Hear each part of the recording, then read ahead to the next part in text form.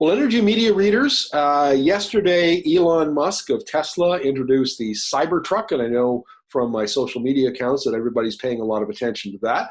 And we have a related story, which is a new Rocky Mountain Institute study on batteries that will knock your socks off, at least knock my socks off. And with me today from RMI is Mady Tyson, who's a senior associate there. So welcome, Madeline, I'm sorry. Thanks for having me. And we're going to call you Mady as per your request. So here's the anecdote I want to share with you, Mady. In 2017, the people I was interviewing were buying batteries for $195 a kilowatt hour. And we should point out for our readers that $100 a kilowatt hour is generally considered to be the threshold where electric vehicles will they'll be price competitive, or there'll be price parity with gasoline-powered cars, internal combustion engines. So I interviewed a bunch of scientists and EV analysts at that time, and they said over the next decade, so late 2020s, lithium ion is going to drop 50% in price and increase 50% in energy density. And at that point, it'll be superseded by solid state or some other battery chemistry or combination of those two. So 2018 came along, and suddenly my sources were buying batteries at $135 a kilowatt hour. So that was a big drop. A couple months ago at the Frankfurt Auto Show, the rumor is that Volkswagen has broken the $100 a kilowatt hour threshold. 2 years, it cut the price in half instead of 10 or 12. That's astonishing. And when I read your report, I thought, there we go. Matt, our Rocky Mountain Institute has got a good handle on this. Is my anecdote representative of what you're seeing out in the market? I mean, I think that, the ability to procure batteries really cheaply right now depends on your supply line. So, for example, I think like a lot of automotive OEMs are able to get really good pricing on batteries. And that comes through having like good strategic partnerships and the solid line to those. And then, but you don't necessarily see grid scale achieving those same pricing. So I just think it is phenomenal how much batteries have dropped in cost. And, when you think about how 10 years ago they cost $1,000 per kilowatt hour for a lithium ion battery, and where we are today, it just, I really see that we're on sort of like in a new era, both in terms of the cost has really dropped. I couldn't agree with you more. And as you made the point in your study, cheap battery storage will speed up everything. It'll speed up the adoption of electric vehicles, the adoption of wind and solar, changes to the power, all of that kind of stuff. It really is an enabling technology. Why have prices dropped more than we anticipated? I think there were several events around the world that really started shifting things dramatically. I think we had personal computers and cell phones, right, that really marched lithium ion batteries on a march of progress. Lithium batteries are not one chemistry. And that's, I think, a really important point to make, because I think that ends up with people making a lot of incorrect assessments about them. Lithium ion batteries are a number of related chemistries that have different compositions. And so they have improved over time already. And we expect that they will continue to improve. Then when you get things like China mandating that part of their electric vehicle, makeup has to transition, this really just sends a huge industry signal. And I think that these types of things, as they have started to compound on each other, have reached a point where car manufacturers realize that like this is the future and there's not much going back, and that has just increased the manufacturing capacity immensely. Are we seeing, and I heard this about Volkswagen, that this is the reason they were able to get the price down below or at $100 a kilowatt hour without major technical innovations. It was economies of scale in manufacturing, because there's just such a big company. Is that a really key part of driving down the price? Yeah, I think that is a huge part of driving down the price. There are also continual technological improvements I expect will occur, but certainly manufacturing does a ton. Okay, let's talk about the next generation of batteries because I'm keen to see hear what you have to say on that one. So what comes, and I've been told that lithium ion kind of hits its theoretical maximums in sometime in the 2020s. What succeeds lithium ion? So the way I think about it is I think that batteries will differentiate for different use cases. So while there is a pathway for lithium ion batteries to get better on every aspect, safety, lifetime, cost, I find it unlikely that it will get better at all of them at the same time. The history of batteries is a history of trade-offs. And so while I think it's very likely that we get a really great battery for fast charging and a really great battery for life cycle and a really great battery for cost, I find it unlikely that there's something that meets all those metrics. And I think people will increasingly talk about performance and less about only cost. That's very interesting because my brother and sister-in-law recently bought electric bikes, and they love them. And I could see that fitting the lithium-ion model, where cheap is good, and it's not like you have to go 100 kilometers an hour, 30 or 40 would be fine, et cetera, et cetera. So that might be a big niche market for lithium-ion, and something else comes along that is better suited to automobiles, and then something else comes along that's better suited to behind-the-meter storage and utility storage and so on. Have I kind of got your basic idea down? Mm-hmm. Yeah, I think batteries, are different than energy. Energy is trying to produce an amount, and batteries integrate into a usage. So that makes a big difference. Now, I was interviewing Professor Lucas Davis from Berkeley the other day, and we were talking about how 38% of American homes are already heated with electricity. And one of the points that he made is it's got to that point because of cheap electricity. It's in markets where electricity prices are low, then you tend to have more heating. Are we going to get into a situation with the declining cost curves for wind and solar that we're going to see really, really cheap electricity and a lot of it, and then that's going to then spur even higher demand for batteries? Yeah, I think I think so. I think the ability to procure really cheap kilowatt hours of energy certainly becomes compelling. And then when you can shift that, when, for example, in northern Texas or Oklahoma Panhandle, where they have tons of wind, the marginal ability to shift some of that energy 15 or 30 minutes is a huge value add, since all of it comes at the same time. So I think, yeah. And I'm also seeing some really innovative stuff come out of the Netherlands. I interviewed Berthe de Bree, who's in charge of integrating EVs into their national utility grid, into their power grid.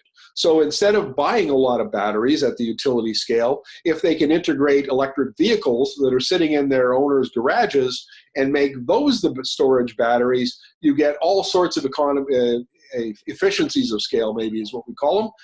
What do you think about that?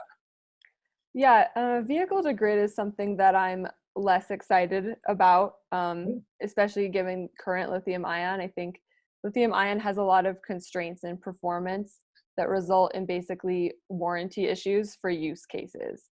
And I don't see a lot of, I don't see a strong likelihood that the current lithium ion batteries we have today will have the type of lifetime or use cases that make it desirable for vehicle to grid charging. I do think that if lithium ion batteries see significant innovation, that could be a possibility, or that alternative batteries have been in R&D for a long time now and are well positioned to play the mediator role between managing electric vehicle energy needs and balancing the grid. Now, one point that you made in your study that I found really interesting is this flood of capital that has moved into the battery space in the last, it's not the few years, but you were projecting, if I understand correctly, another additional $150 billion of investment in the industry by what, 2021? I think 2023, but I could have that number wrong. No, I think you're right. I think it's 2023. And how significant is that compared to what's come before? So I think this represents really a tripling of the battery manufacturing capacity in the world. And I think what's something that's really remarkable is that if you consider the capital that is on the books to currently be invested or has previously been invested by people investing in manufacturing, it's the equivalent of close to $20 per person in the world. If you think about, what happened when we switched from horses to cars, that scale of capital was nowhere to be found. And this is what's, occurring in a relatively short amount of time. So the thought that that's not transformational, or that isn't something that's not linear, I think it's a force to be reckoned with. Now, one of the things that I find really fascinating is there's almost like a battery arms race going on. So we've got Europe and China and other countries in Asia and the United States. Everybody gets it that the batteries are going to be part of the key of the part of the energy transition. Is that fair to say? Yeah, I think that there is a significant ramping up between large economies that have the ability to make those kinds of investments. And what kind of battery technologies are we likely to see by 2030? I think your report mentioned solid state, which I recognize, but a couple of them I didn't. So what can you just run us through some of the technologies we should be keeping an eye on? Yeah, I think in my mind, there are a couple categories of batteries that are really important to keep track of, and especially important to watch what their first markets might be.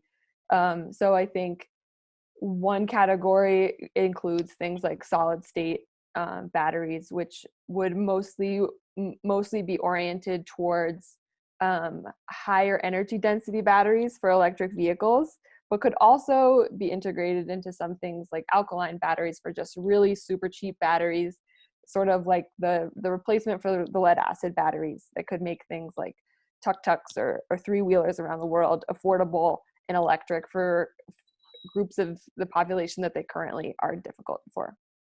I think on the grid side, we have things like flow batteries, we have high temperature batteries, and we have some significant innovations in the high power space, where we're really looking at getting a 10-time improvement in their performance, but extremely long lifetimes. In my mind, this is really important for integrating electric vehicles.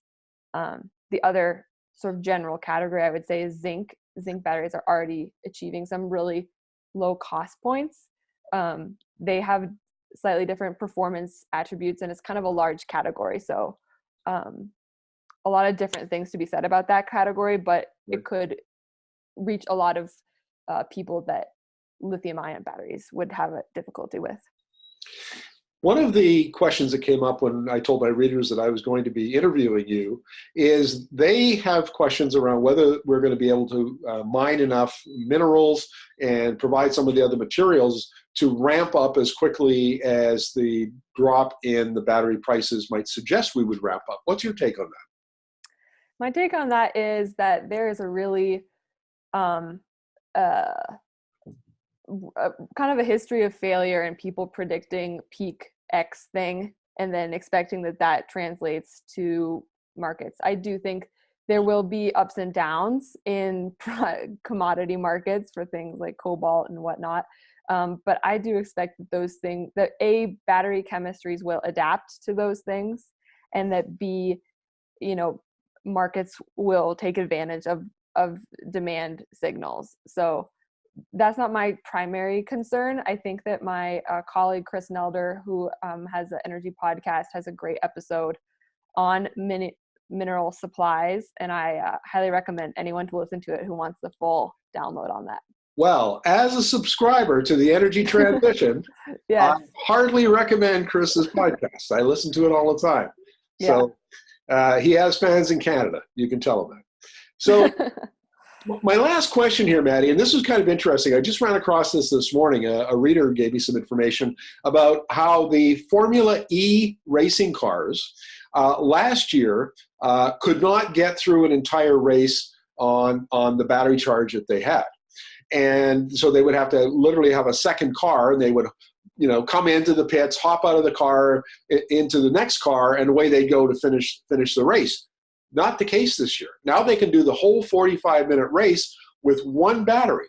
And it all came about because the company in California that supplies those batteries spent a year innovating and changing, and they had this enormous performance improvement in just like a year. And that, I suspect, I don't know this, but I want you to tell me if it's true, that there is a lot of that kind of innovation in micro niches going on all over the world. Yeah, I think that's one of the main points we're trying to make with this paper is that a lot of projections project things to be changing linearly, and we see is that there are feedback loops that in which innovation systems really have compounding improvements that incorporate manufacturing, quality, and performance, so that a year from now, everything has taken one step, but it feels like five because of the compounding effects. And I think that large companies are investing in this. Companies that are invested in fossil fuels are trying to figure out how to diversify. And that leads to nonlinear systems. And so people should be expecting that next year is significantly better than this year. Well, I'm going to conclude this way, and I won't ask you to opine on the state of the oil and gas industry in Alberta, which is our Texas, by the way, in case you weren't aware. But anyway, my message all the time, I give speeches and presentations on my energy reporting, and my point to them is the electrification of transportation and the evolution of batteries doesn't have to displace all of the oil before you're affected. It can create tremendous uncertainty with investors, with consumers, and your supply chain. It can create volatility. That's the danger in the short term. It might be a decade or so, whatever, but it's an uncertainty because, as you say, we're going through this tremendous period of change. What appears to be a factor of one turns out to be a factor of five, and all of a sudden we've got a new playing field within a very short period of time. Uncertainty, investors don't like uncertainty. And so on that note, thank you very much, Mady. Really appreciate this. And I want to stay in touch with you because this battery stuff is fascinating, and I think it's really at the core of the energy transition. Yeah, I like to think of it as a new era. So thanks for having me. Great.